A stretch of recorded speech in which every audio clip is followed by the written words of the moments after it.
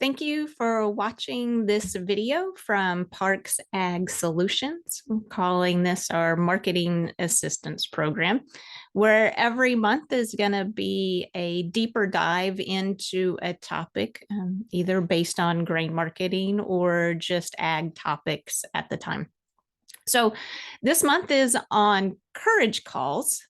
And courage calls is where you add a call onto a cash contract to do exactly that, to give you courage in order to forward price, in order to sell. So got my information from some universities, my own personal experience with using options, as well as the Chicago Board of Trade. So let's talk a little bit about some advantages of using calls, of what using what is called a courage call. So gives you opportunity to take advantage of forward pricing opportunities. Oh, that's a good price. Should I sell? Should I not sell? Kind of going back and forth. Gives you some upside potential. If the market continues to rally, you can capture some of that. Takes a little bit of the emotion out of the decision, whether to sell or not to sell. And in a year like this, I like it because it helps you set floors. We've already started a slow grind lower, and that could continue into the growing season. So setting floors could be the most important part of even doing a courage call. So my first experience with a courage call and somebody that did them was probably my first or second year out of college. And I was buying grain at a local elevator. And a younger guy, when he would sell crop in the spring, he would always then, through his broker, buy a call.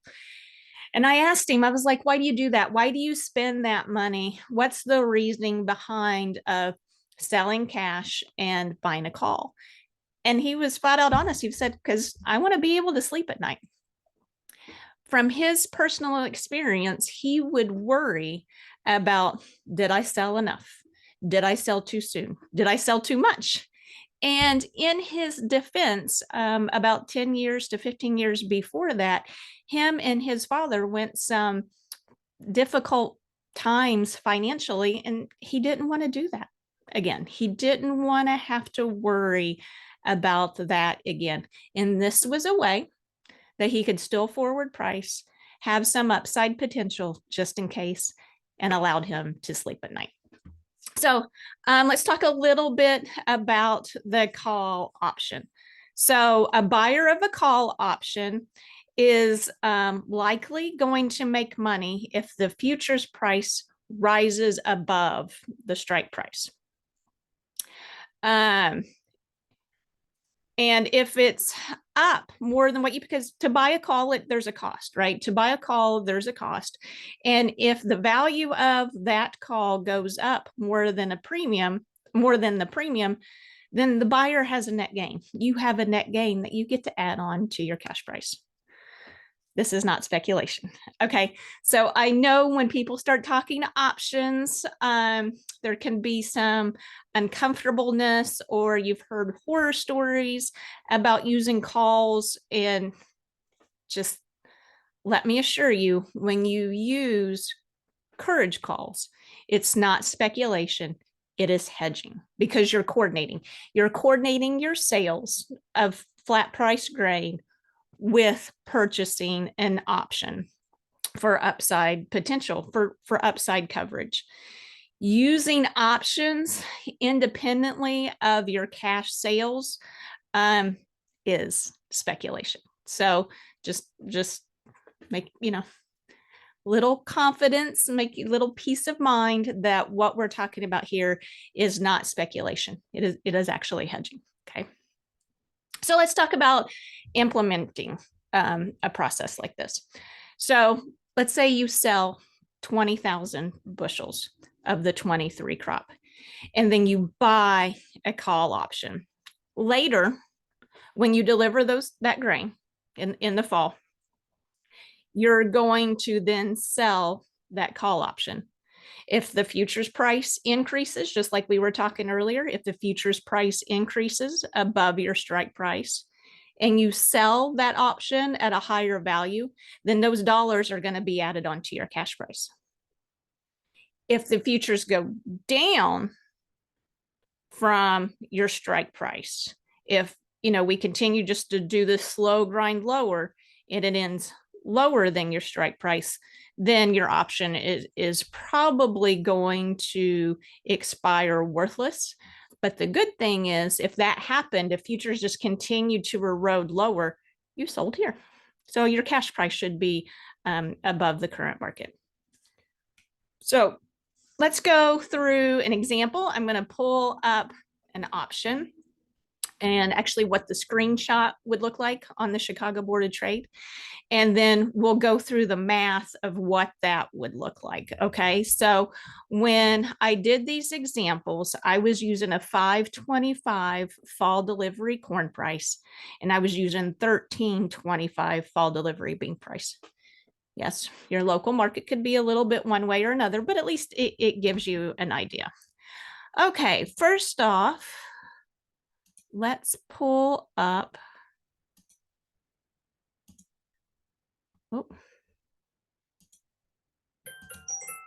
Let's pull up a whiteboard, maybe. Here we go.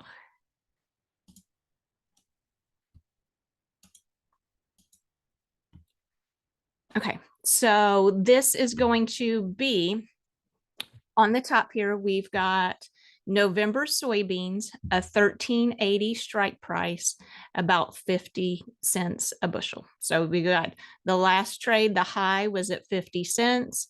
The last trade was at 48.25. I always use the high, just to let you know. Whenever you're trying to figure out stuff and you're running some calculations, I just see what the high of the day trade was. And then at the bottom here, we've got corn using that $13.80 strike price for December. And as you can see, it was at 33.75, just for round numbers. Let's say that is at 34. Okay, so 50 cents a bushel on the beans and 34 cents a bushel on the corn. So that is going to be what the cost is. So let's just run through some math. Let me open up another whiteboard here. Maybe. There we go. Okay. So you've got fall corn, as I said earlier, at $5.25. And then we said that $5.80 strike price is going to cost about 34 cents. So you take the $5.25 contract price minus the 34 cents, that's giving you a minimum price at $4.91. On soybeans, we said $13.25 as far as a cash price goes. If we actually purchase that $13.80 November, and I'm sorry, my phone, I should have turned that off. November corn, November bean calls is at 50 cents. Then you take the $13.25 minus the 50 cents, that's giving you a minimum price at $12.75. I am going to see if I can turn that off. Okay. So let me get out of here. Okay, so spending 34 cents a bushel on corn, spending 50 cents a bushel on beans with these two examples.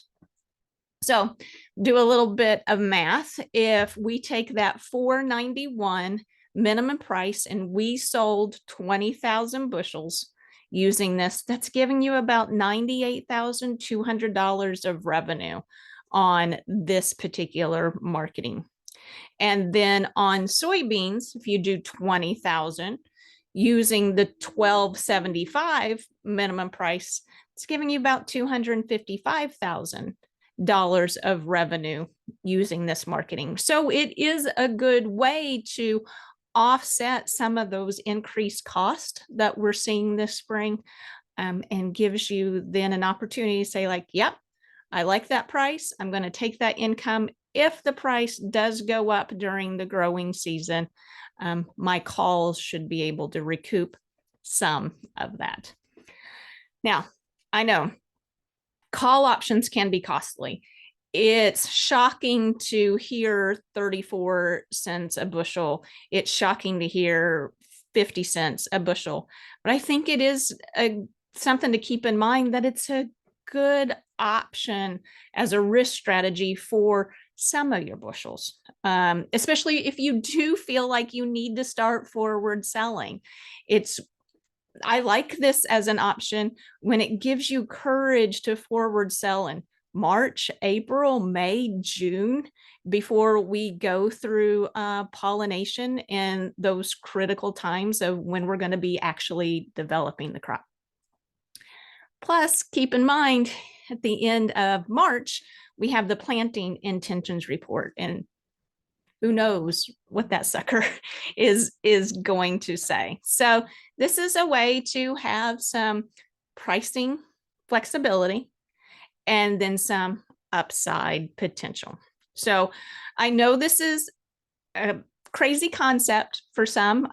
Some know it, do it, easy squeezy. Some, this is pushing your comfort level a little bit, and I understand.